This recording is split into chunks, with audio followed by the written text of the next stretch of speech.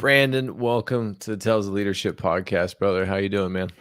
Man, I feel phenomenal, especially after that intro. I like that. We had a countdown, we had Yeah. background music. That was high production level.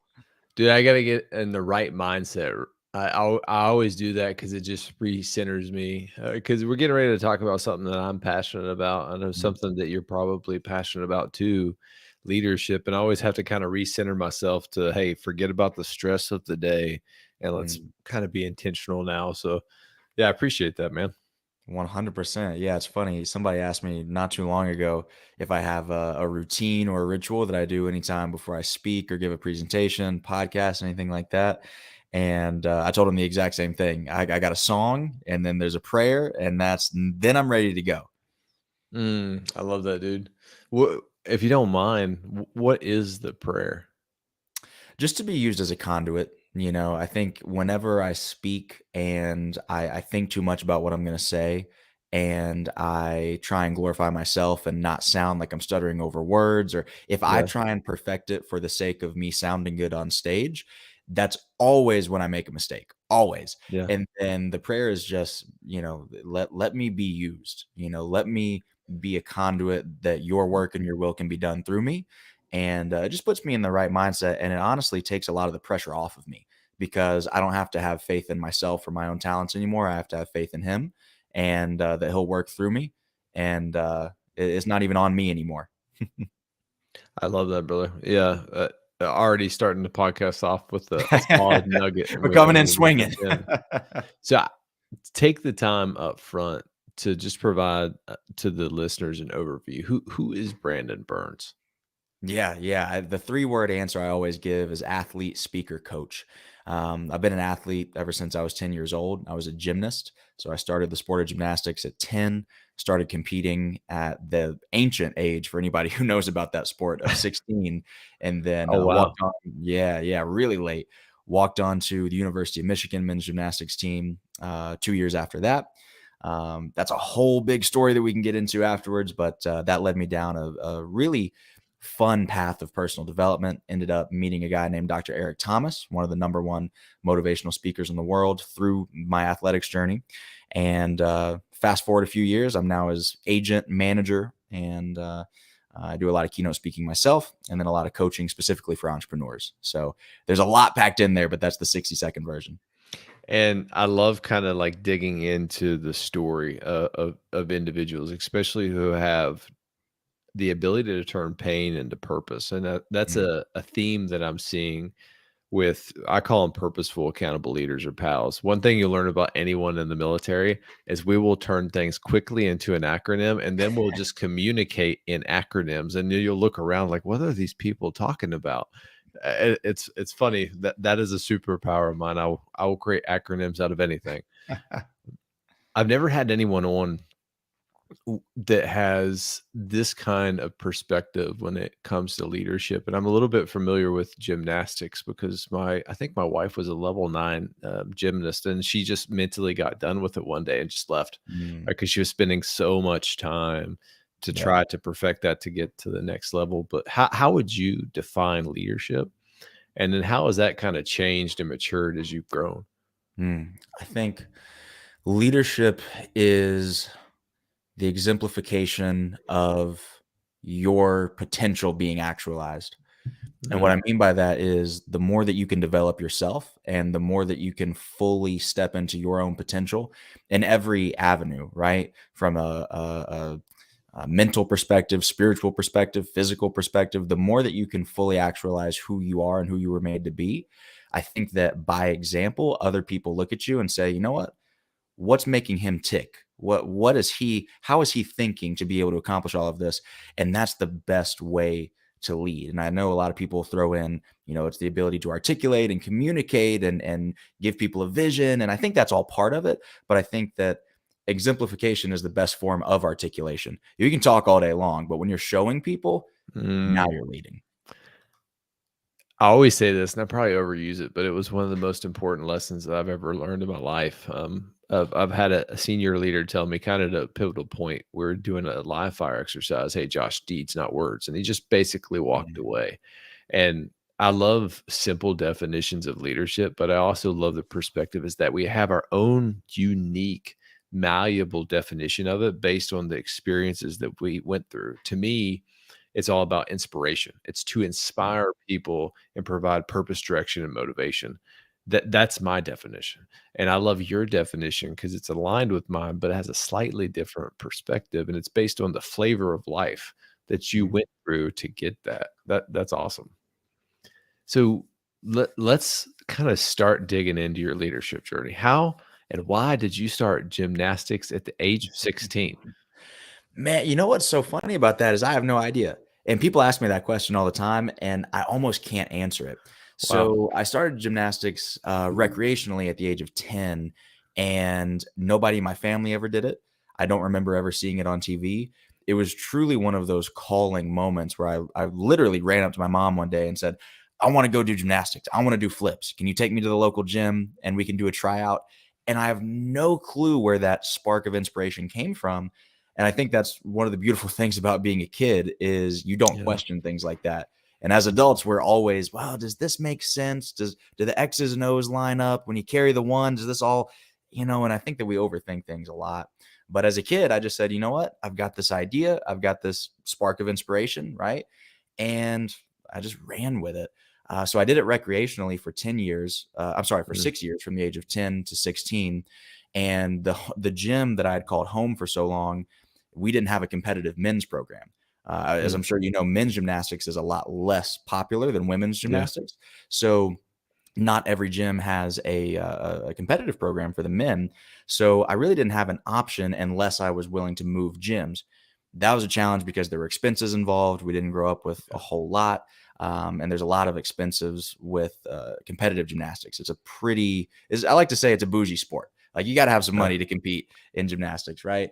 So that was a barrier that we had to break through. And then there was a lot of fear. I was probably the mm, most anxious, insecure teenager you've ever met. And the thought of going out in front of, hundreds of people and even just doing the sport that I love, but doing it in front of judges and a big yeah. audience, especially being led by a coach that I wasn't as secure and comfortable with because I was going to have to move gyms, that just terrified me.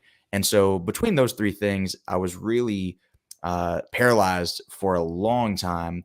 And so that's what took me so long to start competing. Two things you said there that I think is nuggets to kind of sit on and just let marinate for a second is one, you had to break through a barrier. I Mm, always have this kind of a concept of like a sledgehammer mindset. And there's the proverb, I think it's 27:17. And basically, iron sharpens irons. So one man will sharpen another. But mm, I kind of go to this concept of sometimes we have to go in it alone in life. And gymnastics, I think, is one of those sports of where it's you and the mat or the bar yeah. or whatever it is. And I know that from a different sport that I grew up passionate about is wrestling. Like Mm, you could do a duel, it doesn't matter. It's you and the other individual out there on the mat. And if you fail at the end of the day, you have no one to blame but yourself. And I kind of always go back to this sledgehammer mindset is what is the purpose of a sledgehammer? It can rust, it can chip, but at the end of the day, it is a blunt force for change. And it is mm, strike after strike will break through obstacles in life. So I love that breaking down barriers. And there's another thing that you said, and I think it's really powerful, and I want to dig into is overcoming fear. mm. You sit in those positions. How did you overcome that when you felt everyone was watching you? People either rise to the occasion or they shrink away. And I'm Yeah. curious, like mentally, how did you get through that? It was 2 things. Number 1 was another fear. Hmm, It's such a paradox, right? Another fear helped me get through the fear. It was the fear of unknown potential. So even mm, as a 15, 16-year-old kid, I was sitting there thinking, "Man, what if I gave this a shot? I know I got all this anxiety. I know I could fail. I know it could put me through a lot of pain, but what if I put everything I had into this and it worked? Where could oh, this take me?" And it just terrified me to feel like I could grow up and not know the answer to that question. So the mm, first thing was that fear. The second thing was the presence of an incredible leader in my life. I went to this gymnastics camp right around that same time when I was about 15 years old. And it was really the first time that I had encountered exposure to something greater than my environment and my immediate surroundings. I went to this gymnastics camp, and all of a sudden, instead of being the top dog in the gym, I'm like number 37 on the list of all these Wow. different athletes. It was the first time I'd been around that environment. And so it inspired me to say, oh, wow, all these other people, they're just like me, and they're trying to get these D1 scholarships. They're trying to go to these other schools and compete for these championships. And wow, maybe that means I can do it too. And I started training with these guys, and I realized, okay, they're not necessarily better per se, but they're further ahead. They're further Mm. along in this journey. So that means if I follow the same steps, the same blueprint, then maybe that means I could go the same destination. And I met this coach named Larry, and I was living in Huntsville, Alabama. It's where I was born and raised. And Larry owned a gym out in Chattanooga, Tennessee. And he saw me training one day, and he came up to me and he was like, "Where do you compete?" And I said, I don't compete. Right. And I was a really shy kid too. So this was coming out like, I don't compete. Right. And he was like, "What do you mean you don't compete? You're really good." I said, "Well, my gym doesn't have a competitive program, and my family doesn't have a lot of money. So we can't really move gyms." And, on and on and on. Told him the story I just told you. And he said, "Well, why don't you ask your parents if they'll drive you out to my gym and just check it out? Just see what it's like. If you like it, you can compete with my guys and I won't charge you a thing. It'll be completely free." Mm. And it was such a good offer. My mom literally confronted him and said, "What's in it for you? Like, why are you doing this? Is something Oh, wrong with wow. you? Are you like, what's going on here that you're trying to get my kid to come out here for free? Because this doesn't even make sense." Right. But he was just a genuine, good-hearted person who really wanted to reach out and help somebody who needed it. And I ended up going out there training for about 6 months. And I remember the specific moment where I was able to break through that barrier was I was training and I was having a really hard time getting a skill, right? Mental blocks are a big thing in gymnastics. And I was just doing it over and over and over again and falling over and over and over. And I don't even remember what he said to me, but I remember him pulling me aside and just having a 30-second conversation. And in my mind, it clicked that if I can learn to trust somebody like this, I'll be okay. Even if the Mm. whole thing goes wrong and I fail, we run out of money, we can't make it to a competition, I fall in front of everybody. If I've got somebody like this that's around me, it'll be okay in the end. And what's amazing about that story is it ended up just adding up the cost, the time, because Chattanooga was about 3.5 hours away from Huntsville. And I didn't even end up competing for him. But because of what he taught me about myself and what I could be capable of in the right environments, I then was able to move gyms, get a coaching job to pay for all the expenses back home in Huntsville. And so even though I never competed with him, he started a ripple effect that literally led to me competing, going to Michigan, meeting Eric Thomas. Nothing would have been the same without Coach Larry. He's a purposeful, accountable leader.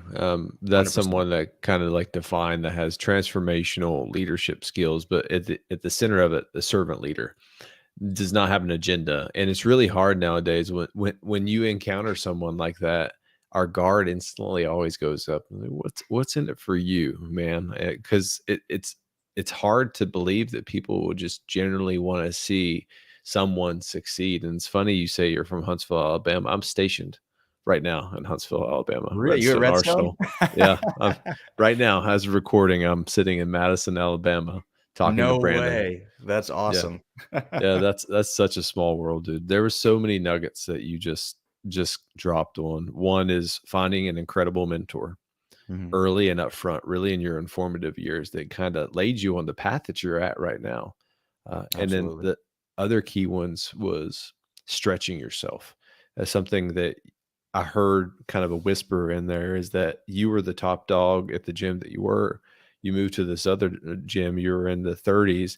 I guarantee you, you began to exponentially grow when you were put into that gym because then you saw what other people are capable of and it drove you, inspired you to seek more. And then you said another couple amazing things is that you have to trust in other people. And I learned that being in the military is that you have to trust the men and women to your left and the right, especially in like life-threatening situations. I have to trust that you're going to make the right decision, not just to protect you, but to protect me. And I think gymnastics, there's a correlation there because you have to trust your coach because you're doing life defying moves, stuff that I can't even do. I tried to do a handstand one time and I just failed. That's epic, man. That was a lot of really great nuggets right there. No, I appreciate that. You know what's funny is when I was probably around that same age, maybe a little older, maybe like 17 or 18, I read this book called Gymnastic Psychology. And I ended up Mm, going to Michigan, getting degrees in economics and psychology.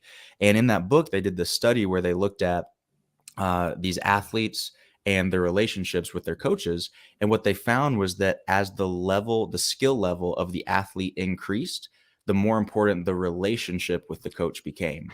And the mm. less important the technical knowledge of the coach became. And it's this crazy upside down idea where you would think that the more difficult and death defying skills that you're doing, then you would want the coach to be more technically sound and have all of the X's and O's correct. But in reality, it's the relationship and the trust factor that becomes even more important than any of the technique. I could I think I can resonate with that, because I'm thinking through, like, the lens of an Olympic athlete, and really, you're probably on that level. At the beginning stages of everything, it's all about technical skill, learning those moves, getting the fundamentals down. But once you have that, once you've learned it, what separates, I think, extraordinary people from just ordinary people is their ability to perform those things at a high level. And when you get to that level, you have to be able to have someone in your corner. And I've said this before, but I call it like an accountability tree, Mhm. someone who's firmly planted in the ground and will not allow you to give up on yourself. And I think the hardest thing to overcome a lot of times is just the mental game, especially with gymnastics. I've never done it, but I'm just assuming from my experiences and from a wrestling standpoint is that it would always get to me. Mm. Yeah, no, it's a super, super mental sport. And I can't remember the book that I read this in. I'll have to go back later and maybe shoot you a text so I can cite it. But there was this book that I read that said once you get into that like 80th or 90th percentile of technical skill in any given discipline, it Mm, really does become the X factor. So I think the example that they used was for basketball players after 6'4" or 6'6", more height doesn't actually correlate with better stats, I right? love So that. if you're 6'6" or if you're 7'2", it's irrelevant. At that point, Mm, like you pass a certain threshold of skill, and now it's the mindset, it's the work ethic, it's all these other the relationship with the coach, it's all these other X factor things. So there is, of course, a certain threshold that you have to pass to get into like you're in the conversation in terms of technical skill. But once you're there, skill and talent isn't enough. yeah. Yeah, it's on you at that point. Skill and talent is not enough.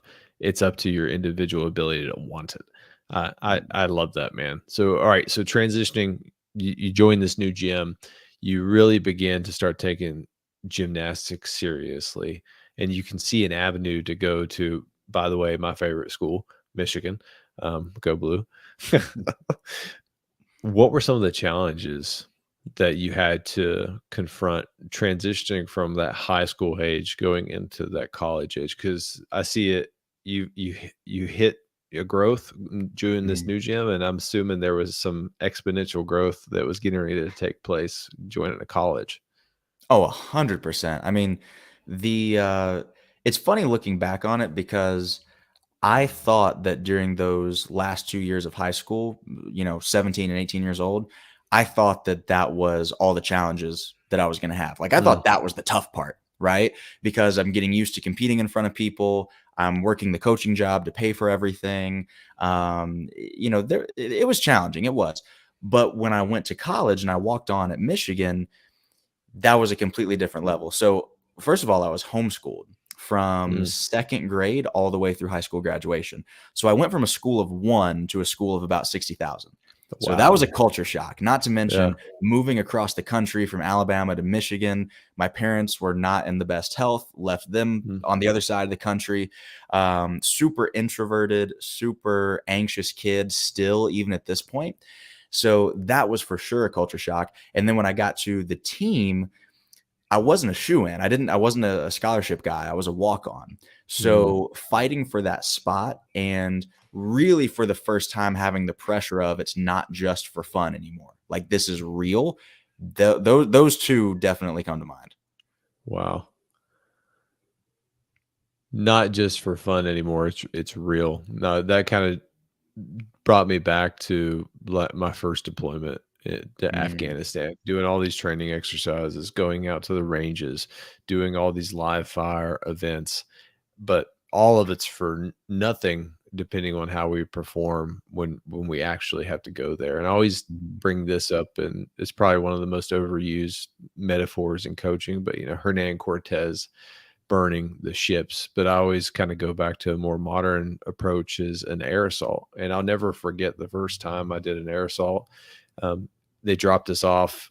If you've ever been on a rotary wing aircraft, the first thing that happens is a brownout, is just a huge pool of dust.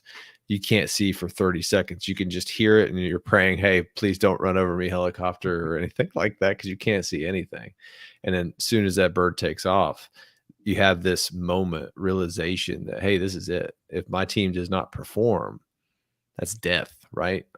It could lead to death. And mhm, having that moment, I think in gymnastics was pretty impressive. So looking kind of at your background, you did not achieve success up front with gymnastics. It took you several times. And correct me if I'm wrong, right? Like four out of five attempts to mhm, get onto the team. That is incredible, Brandon. It really is. Like the level of grit it takes to continue to go after something that you're obviously deeply passionate about. mhm. How did you do that? Well, it's funny. A lot of times when I tell that story of getting cut from the team 4 times in 5 years, people assume that it was the last year that I made the team.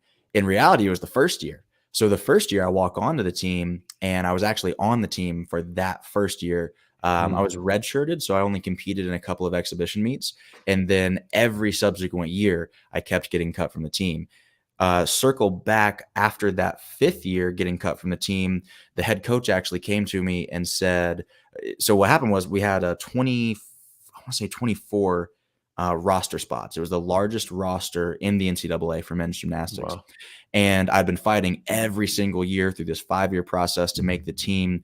And I had injuries. Of course, there were other recruits who came in who knocked me down on the roster, all sorts of things going on.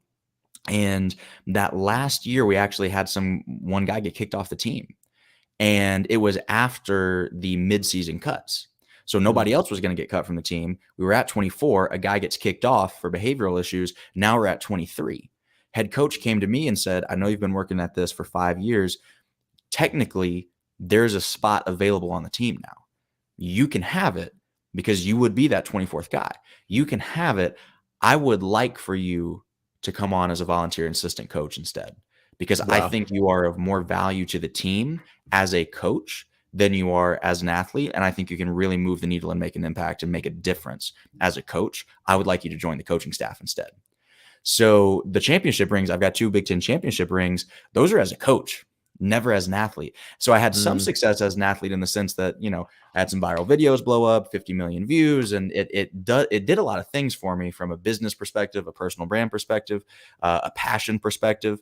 But it never worked out the way I thought it was going to work out, but it worked out perfectly. Isn't that sure. funny? That's how life is, I swear. Sometimes when we think that we've just absolutely failed, it's opened another door. It kinda comes to the theme that I'm seeing with this episode is it's all about perspective and mindset and how we view the world, and I have, a strength statement, and I try to use this in my coaching that I do with people is they develop a strength statement for your life, so when you get into that moment, you can use this as a quick affirmation just to recenter yourself and get back, and for me, it's every day's a gift. I'm not gonna waste Yep. mine. And I've seen what a bad day is.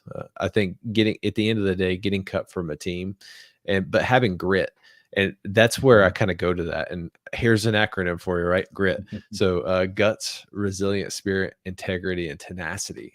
If Love that. you had those things for, and now I even love you even more because you failed not up front, but at the end, and you continued to go. You did a reverse, don't hate me on this, Rudy, where Rudy failed every single year first, and then at the end he succeeded. It Mhm. takes a special kind of just grit to get after it and continue to go. And what I love about that story specifically is someone saw greatness in you and they offered you the position, hey, you can come on the team, but I see something inside of you that other men could benefit from. And Mm. to me, just hearing that story is, I think that was your spark. I think that Yeah. was kind of when you turned your pain into purpose. 100%. And I'll go back too, because I want to make sure that I answer that question that you asked instead of just storytelling the whole time. So you said, how did I, have that grit to do that for 5 years? Yeah. There was a couple of things just off the top of my head. Number one is passion. I Mm, have this formula where I don't believe that work ethic is a real thing. And people talk about work ethic all the time. What I think work ethic really is a combination of two sub variables that add up to work ethic, or what we always talk about as work ethic, and that's discipline and passion. Because if mm, you're passionate about something, you're going to put in the work whether you have to or not, and if you're disciplined, you're going to put in the work whether you feel like it or not. So if you have those two things, then that adds up to what we commonly think of as work ethic.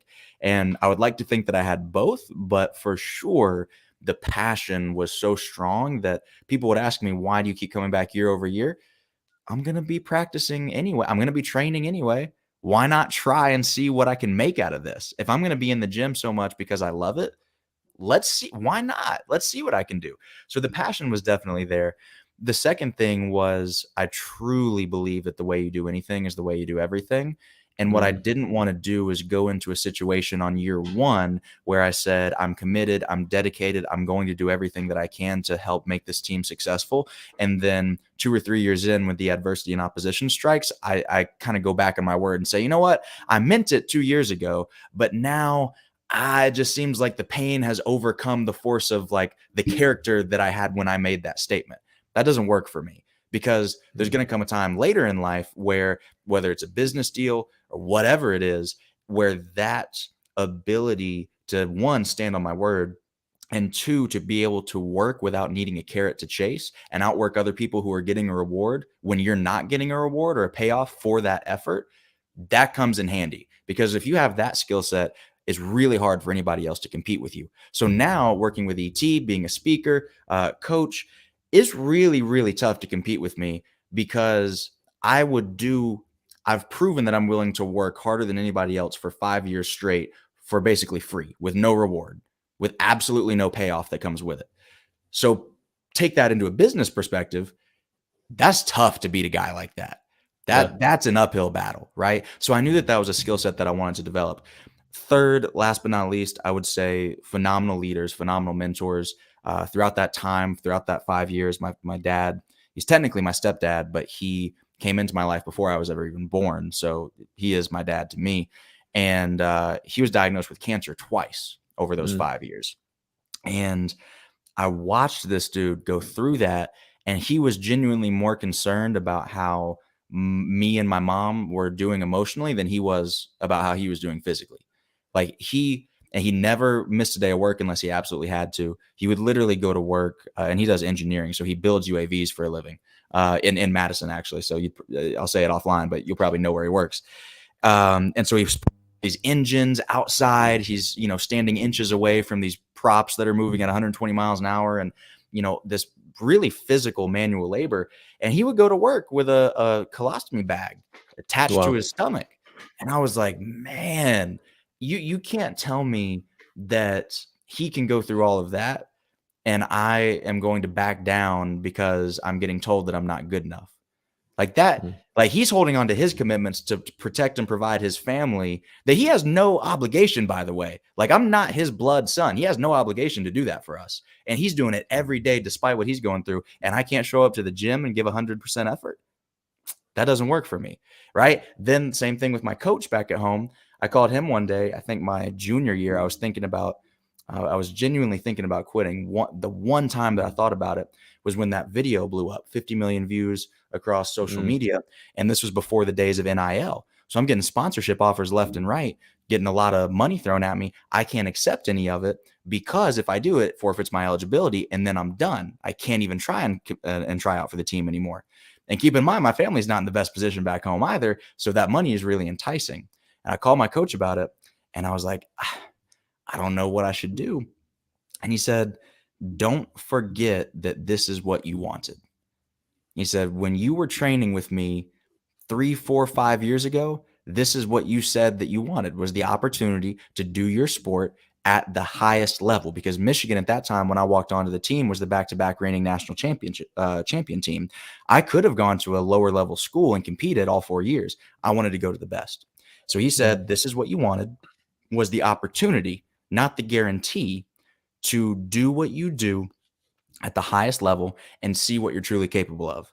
He said, it sounds to me like you're being pushed and stretched harder here than you would be anywhere else, or doing the social media stuff, or taking the money, or anything else that's on the table. So I think you should think about, did you really mean it when you said that this is what you wanted? Mm. And that was it. So good leaders, passion, and staying accountable to my word. Those are the three things. I love that. I love that formula too. Discipline plus passion equals a work ethic. I think at the end of the day, one thing I'm really picking up from you, Brandon, is that you're probably one of the most resilient individuals that I've ever had on this podcast, and probably will ever get a chance to meet, because it really does take a Thank you. level of hard work to do that. And you remind me of the sheer tenacity to continue to pursue something over a long period of time. And I bet you didn't do the same thing every year. So the definition of insanity is doing the same thing over and over and over and over again, expecting a different outcome or result. I guarantee you, every year you continue to grow and grow. And it brings up a book by James Clear, and he talked about a metaphor of an ice cube, and I kind of call it the rule of 1%. Is that it's not about making a huge change at the beginning, and that's why most people fail at formulating habits, is because they jump all in. Is Mm. It's about small changes, 1% changes over a period of time. And if an ice cube is the metaphor that he used, sits on a table, 28 degrees, 29 degrees, 30, 31 doesn't move, 32, yeah, just starts to move, because it's at that freezing point. It's at the tipping point. It's in the battle. It's the decisive point, that moment of time of where you will gain a decisive advantage over your enemy. 33 degrees, it definitely starts moving. 34, now you have friction and traction, and you're moving forward, and you continued to go. And that is such a good nugget, and I want to make sure people understand that, is do not allow failure, especially up front, to prevent you from pursuing something you're passionate about. It took Thomas Thomas or Edison, I can't remember his first name right now, over 9,999 times to produce the light bulb. And when he was asked why he didn't quit, is because I found 9,999 ways to not build a light bulb. And at the end of the day, that dude has like over 1,000 different patents. And that was such a powerful point there. And I really wanted to make sure that I drove that home. 100%. Can I touch on that for a second? Absolutely. I remember when I was that same gymnastics camp that I was telling you I went to, that exposed me to all those athletes that were better than me for the first time. That camp actually did motivational speeches every single Mm, week. It was a core part of their week, and they would have these Olympians come in as special guests, and they would do some speeches. They actually used one of Eric Thomas's voiceovers for the intro when everybody was running out, and the oh, first wow. day at camp. So it's a lot of foreshadowing there with my life. But these Olympians would come in and do these motivational speeches, and Carly Patterson, she's an Olympic gold medalist. She's also a motivational speaker now. But she said this thing that stuck with me. She said, hard work never disappears. Mm, And I heard that for the first time when I was 15. And I truly did not know what it meant, because especially that, freshman, sophomore year, I'm 18, 19, still kind of maturing through this process. And I'm looking around like, yeah, it looks a lot like the hard work is disappearing to me. I don't have nothing to show for this, right? And then finally, probably my junior, senior year, it started to sink in when I realized that although that hard work never manifested externally into trophies, awards, a spot on the team, etc., that hard work didn't disappear because it changed who I was fundamentally. Mm, And it gave me the opportunity to prove to myself, like I said earlier, that I can work for 5 years straight with no reward.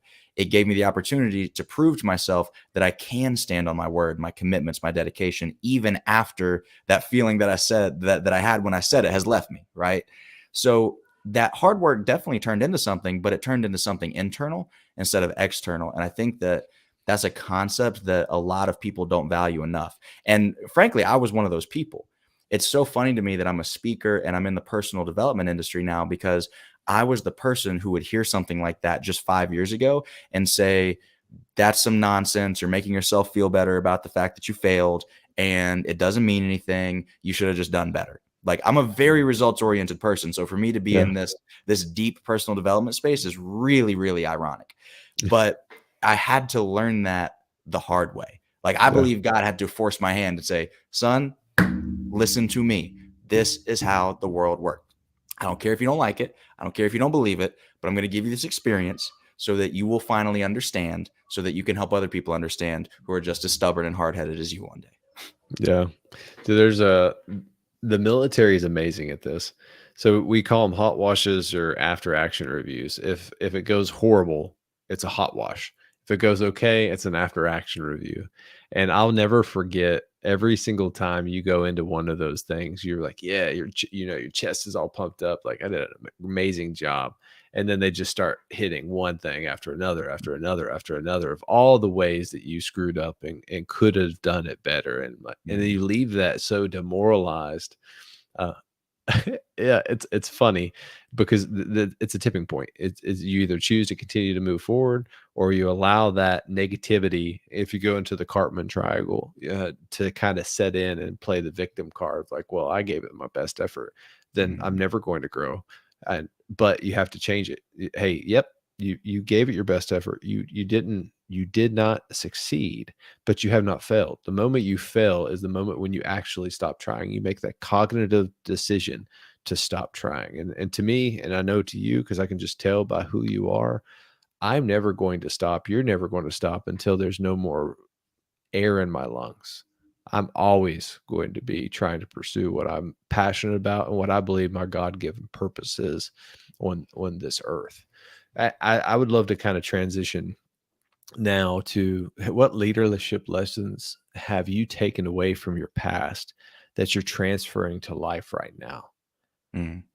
I think one of the biggest things for me has been treating people like the unique individuals that they are. Mm, That was a big, big thing for me. When I first started coaching, I honestly thought that I was going to be able to walk in there on day one and just blaze it. Like I really thought I was that guy. I was like, I yeah. got this. I'm going to be super successful as a coach from because I always kind of knew deep down I was a better coach than I was an athlete. And I was a good athlete. I just wasn't good enough to be in the top 24 because and men's gymnastics is a funny sport. It's really similar to wrestling, actually. Title IX has really done some damage to it, and so a lot of these programs are getting cut because they're the first to go. Right when you got to Mm, equal out sports, the ones that don't make any money at all and have a low following, those are the first ones to get cut.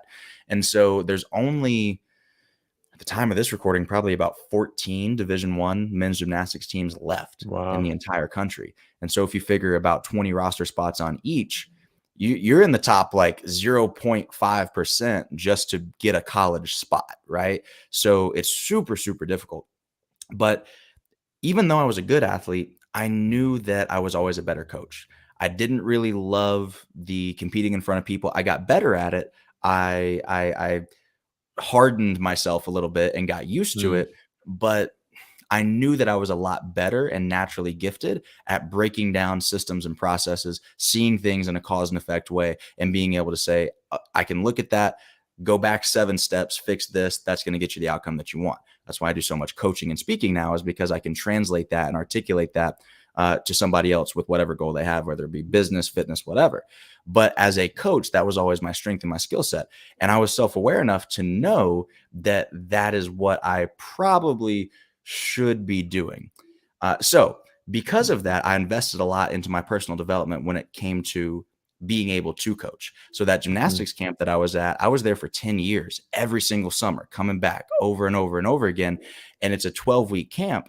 And I was there all summer, and they would bring in these different coaches every single week. So college coaches, Olympic team coaches, international coaches, the best of the best that my sport had to offer. And I would be taking notes. I'd say, oh, I saw how you did this with this athlete. I saw how you communicated that. I saw the drill that Mm. you used with them. I like this. I don't like this. This seems to work. This doesn't seem to work. And so I came into my first day coaching at Michigan with this mindset of, I got this. I've been preparing for this for the last 10 years almost, right? Since I started coaching to pay bills when I was 16 years old. And it didn't work out like that. It didn't work out like that at all. I went in there and I realized that even though I knew that the technical information that I was giving these guys, the prescription was right, the method of delivery was not always right. I was Mm. probably 50-50, right? And so what I realized was there's some people who think like me. There's some people who want a step-by-step blueprint, that want an explanation, that want to sit down and talk about it. And there's some people that actually prefer me to get up in their face and say, can you do it a little like less horrible next time? And like just do this one adjustment and just go. And they need one line, and they need some hardcore motivation, and they need to be pushed, and they need one sentence on what to correct. They don't need the blueprint. They don't need the step by. They need one sentence, and then they're going to go. And if you don't do that, then you seem weak in their eyes. They don't want to talk to you that long. It is that you've lost their attention. And I'm like, okay, I got it. So I have to talk to these guys as unique individuals based on how they want to be communicated with, how they want to be coached. Let's go a step deeper. What's going on in your life right now? How's school and academics going for you? What's going on at home? What do you think about your routine construction in gymnastics? There's 10 skills per routine. What do you think about this skill versus this skill? Let's really talk to you as Josh and not just a podcast host. Let's talk to, and we were talking about Edwin earlier. Let's talk to Edwin, not just a guy who's into the personal development world. Let's Yeah. talk to individuals. And then because they feel, and what made it click for me was I went back over that story that I told you about Coach Larry. And I said, man, what was it that really made him able to impact me more than any of these other people? Because I've worked with these Olympic team coaches. Like I've worked with the best in the world. They couldn't get me to do half the stuff that Larry could get me to do. And Larry was not successful by a lot of the objective metrics that we would say come with success as a coach. He didn't take anybody to the Olympics. He didn't have that Mm. many college recruits. But what he did was connect with me on an individual basis. And I knew that he cared about me as a person more than he cared about me as an athlete. And I said, that's the key. So treating people and connecting before you correct, to me, that's what leadership is all about. Connecting before you correct is so important. So you probably read this book, right, by Kim Scott, Radical Candor, and it's all about, hey, how do you correct someone, uh, but do it in a way of where, hey, provide praise, criticize privately is essentially the formula of that. But I love the concept that you just said. The prescription was right, but the method delivery was off. I'm totally going to use that. That is beautifully well said. And the military is the same concept. That's the way I learned leadership. We call it the rule of flexibility. And I lead soldiers from literally refugees from their country. I have soldiers from Haiti, Vietnam. I've had soldiers from the inner city. I have soldiers that grew up in a cornfield in Nebraska. And it's just this beautiful melting pot of 130, men and women with common shared interests, but each one, the delivery has to be slightly different, especially if you want to connect to them. Like if I'm getting a new soldier, whatever generation it is right now, I probably have to be more authentic and more empathetic with them to kind of connect to it and make sure that I'm getting them bought into this shared vision of why are you here and where are we going, versus someone who's probably a Gen Xer who's a senior non-commissioned officer. Well, I don't have to paint that picture to them. I just need to be direct. Hey, I need you to do this. Go execute. Mhm. I love that, how it's kind of universal in coaching at a very high level in gymnastics versus leading men and women in the military. It's the same. It's just the rule of flexibility. And as a leader, that's another powerful nugget, Brandon. You have to be able to adapt your skills, both I think orally and in a written form, because Mhm. it depends on the method of delivery, and as a leader, you have to be able to adapt. That's beautiful said. I'd Yeah, it's love to. everything is about people, you know, whether it's military, whether it's sports, whether it's business. I think that people see these entities as like this living, breathing thing of their own, right? You Yeah, think of a big business, you think of, I don't know, AT&T or Netflix. It's this giant conglomerate, but it's made up of people. Like all a yeah, business really is a bunch of people on a common mission trying to move in one direction together. yep. Military, same thing. We've got one objective. We need all these people to work together in unity so that we can move toward this common mission. But if you don't have buy-in with the people, that's all it is. It's not its own monster. It's just a bunch of people. So if you aren't able to connect with people, you're gonna have a problem with leadership. So where are you currently on your leadership journey? I know you're still doing gymnastic coaching, but you're also doing coaching for mindset, public Mhm. speaking. Walk me through all of that. Yeah, yeah, it's been a wild ride, an absolutely wild ride. So when I was just about to graduate college, I graduated in 2020, right in the Mm, middle of the pandemic. So about 2 months before I was going to graduate, I had been kind of connecting with Eric Thomas for a while at that point, and I was volunteering at some of his events and doing as much as I could do for free just to add value to him.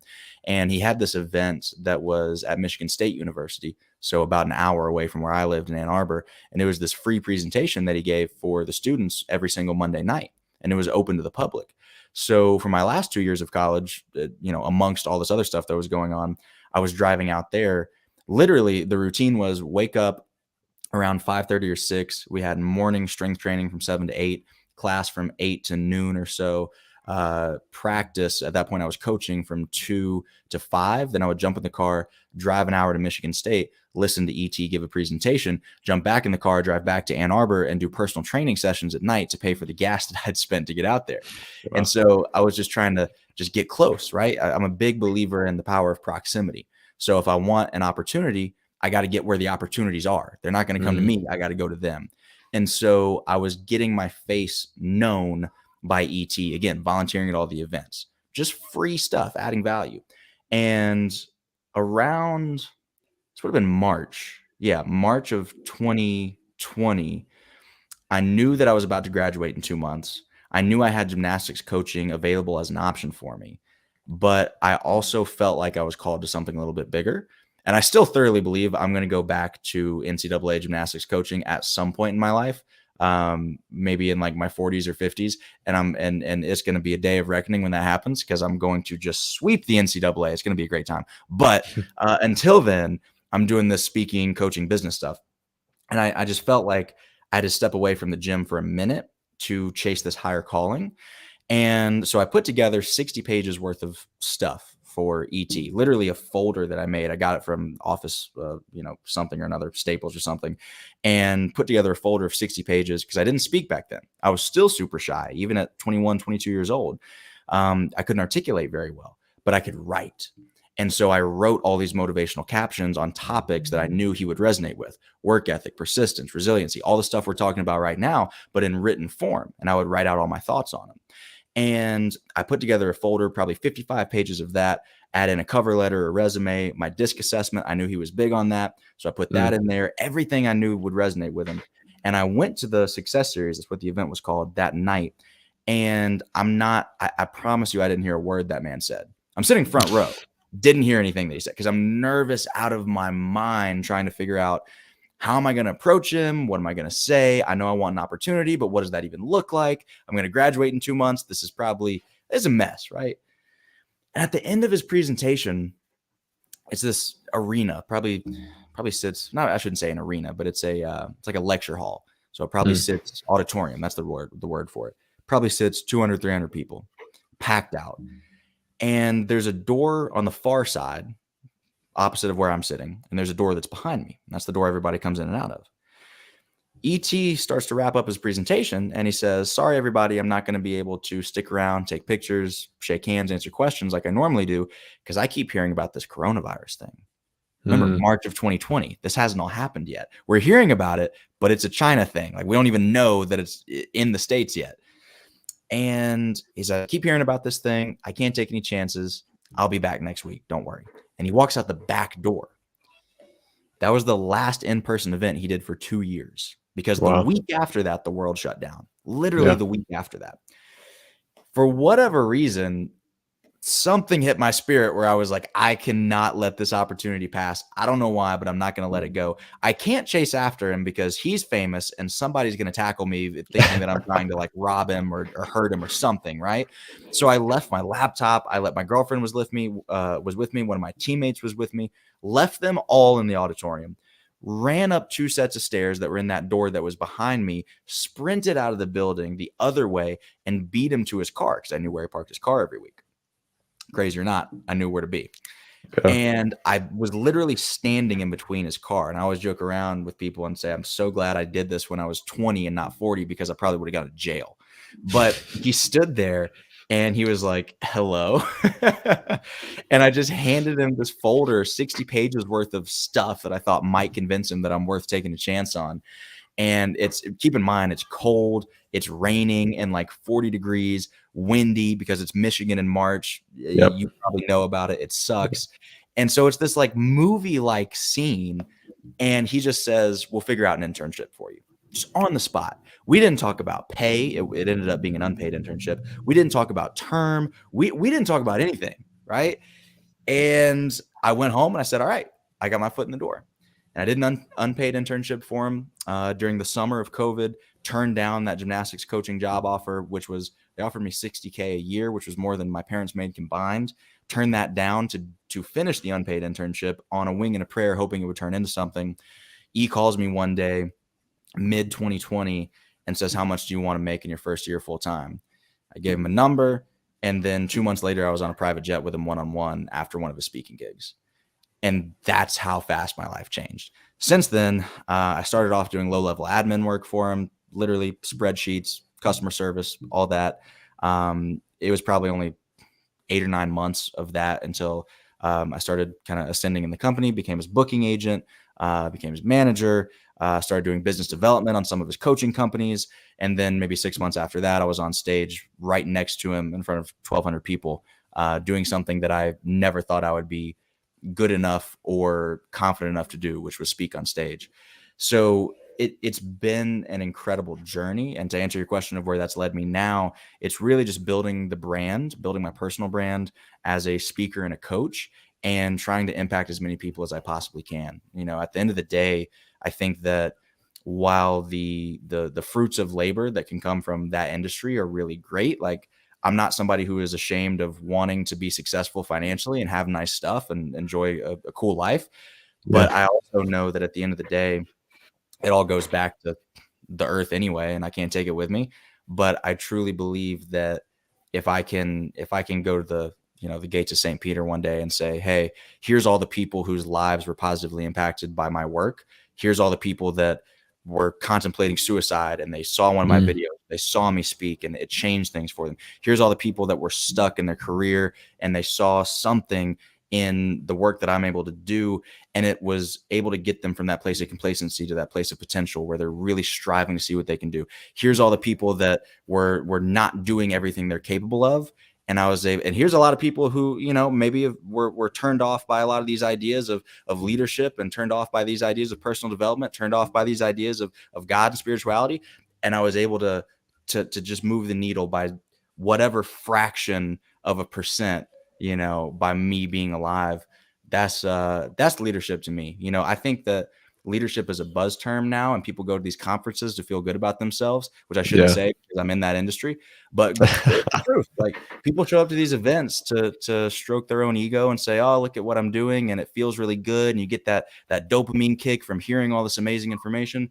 But at the end of the day, I think that as a leader, you are judged by the people that you develop. You're judged by the people that come after you. Like, I think Larry can be judged by me. Larry shouldn't be judged by Larry. Larry should be judged by me and what I do, because I do what I do because he impacted me. And so if I can do something to make just a little dent in this human experience that we all share, that's the goal of leadership for me.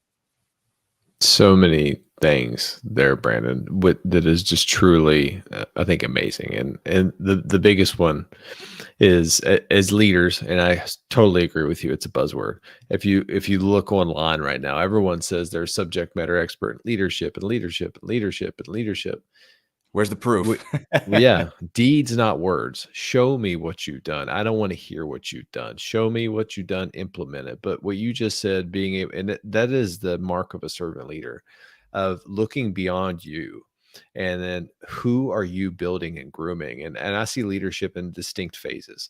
The fifth phase of leadership is shaping leaders, shaping other people. And that is the true mark of a successful leader. At the end of the day, when I'm dead and gone, I want to be judged on those that I have groomed to be leaders. My son, my daughter, the men and women that I've led, the people that I'm humbled to work for with in my current job. Where are they at in life, and how have I been able to impact them? That's going to be success to me. And you and I share the same. I got into coaching because I was tired of getting phone calls of soldiers attempting or committing suicide.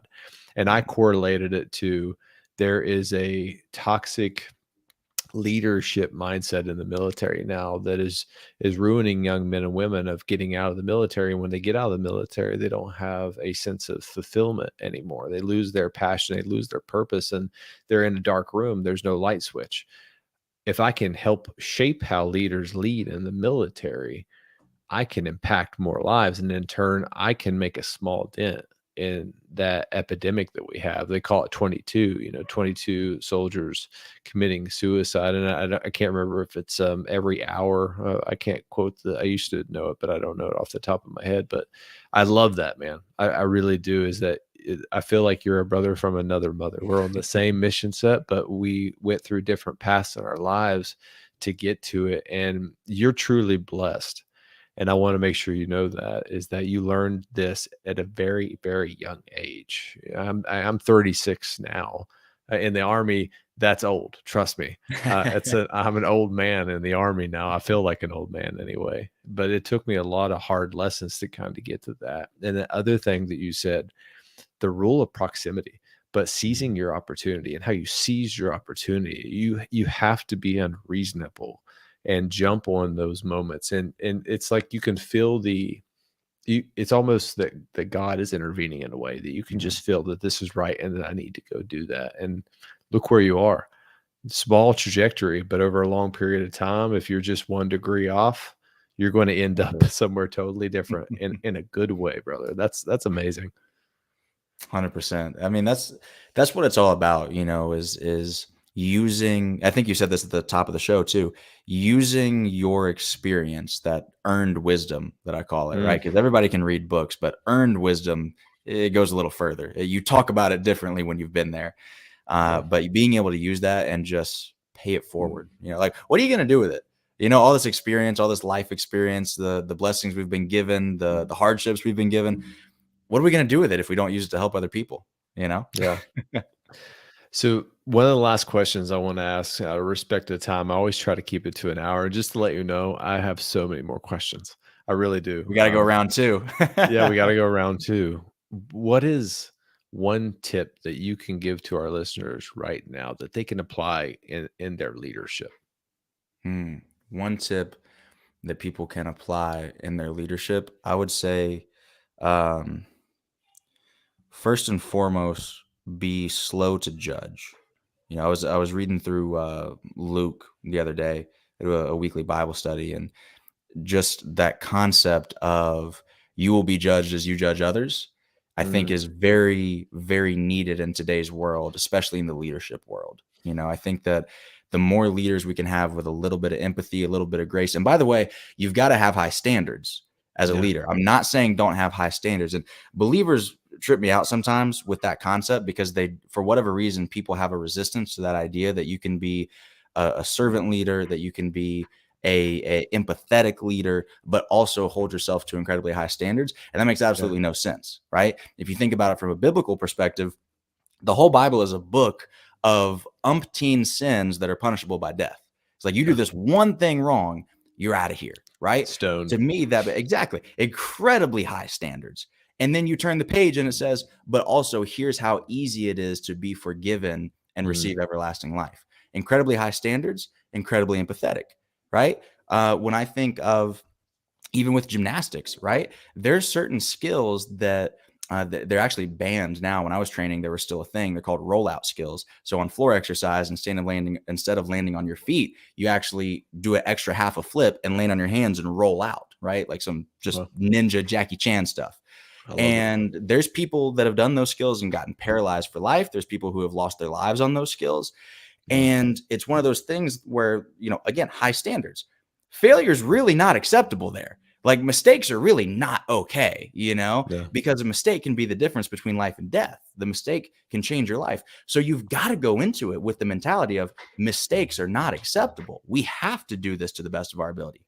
However, if you do make a mistake and for whatever reason, maybe you over rotated instead of under rotated, hopefully, and you were able to walk away from that okay, then any athlete knows you got to go straight back to the corner, do it again, and not let that shake you. You've got to forgive yourself right there in the moment. You've got to take that pressure and anxiety off yourself right there in the moment. You've got to practice grace right there in the moment.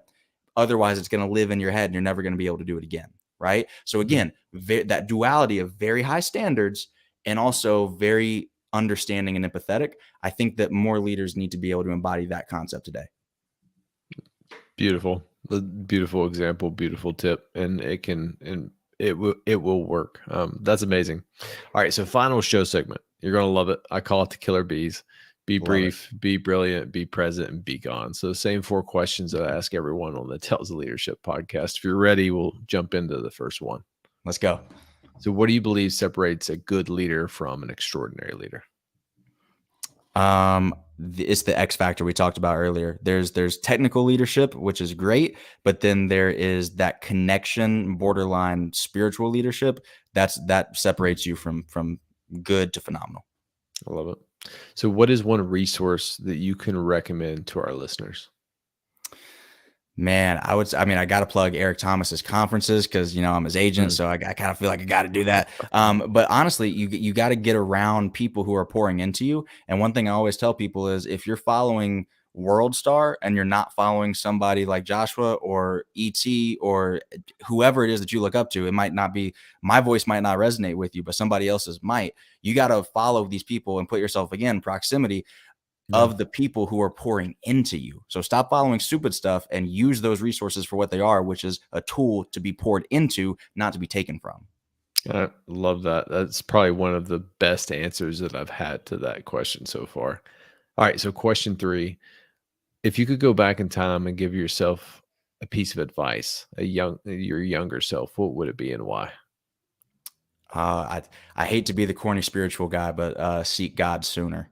Yeah, Mm, all the personal development books that you're reading were based off of the Bible anyway. So yeah. even if you're not religious or spiritual, like it really doesn't matter. Read it as a personal development book and go through it and extract the principles, and your life will change so much faster than you'd even thought possible. So yeah, seek first the kingdom of God.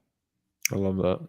So final question, how can our listeners find you and how can they add value to you? Just following all the social media. I am B Burns on every social media. Big personal brand push right now. We're posting twice a day on every platform: YouTube, LinkedIn, Instagram, TikTok, Facebook. You can find it everywhere. I am B Burns. And just if you see something that resonates with you, share it with somebody else. I promise you, it's not to glorify myself. It's because if there's one person that we can reach through you, not through me, it's worth all the effort, the work, the money, everything else. Brandon, this has been an amazing episode. So thank you for being Thank you. intentional. And I'm glad that we're able to do this. And I'm glad that you're feeling better, man. 100%. Yeah. Hey, have a great Easter weekend, brother. Thank you, brother. Appreciate you. Thank you for everything that you do.